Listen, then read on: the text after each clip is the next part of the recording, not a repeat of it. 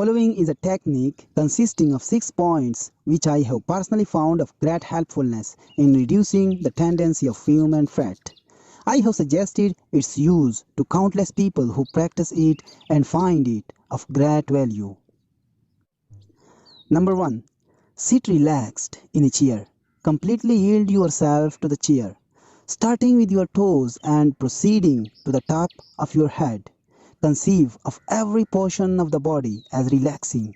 Affirm relaxation by saying, "My toes are relaxed, my fingers, my facial muscles." Number 2. Think of your mind as the surface of the lake in a storm, tossed by waves and in tumult.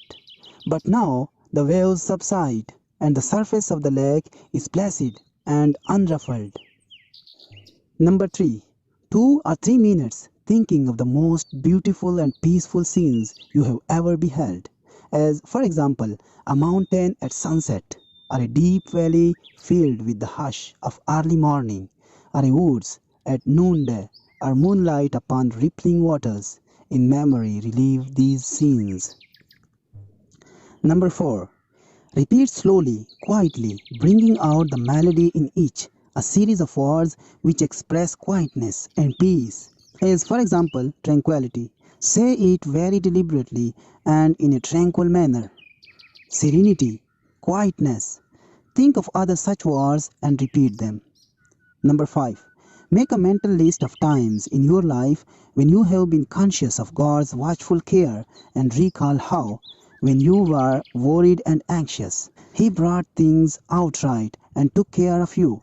Then recite aloud this line from an old hymn: "So long thy power hath kept me, sure it still will lead me on." Number 6. Repeat the following, which have amazing power to relax and quiet the mind. "Thou wilt keep him in perfect peace, whose mind is stayed on thee." Repeat these several times during the day. Whenever you have a fraction of a moment, repeat it aloud if possible, so that by the end of the day you will have said it many times. Conceive of these words as active, vital substances permeating your mind, sending into every area of your thinking a healing balm. This is the best known medicine for taking tension from the mind.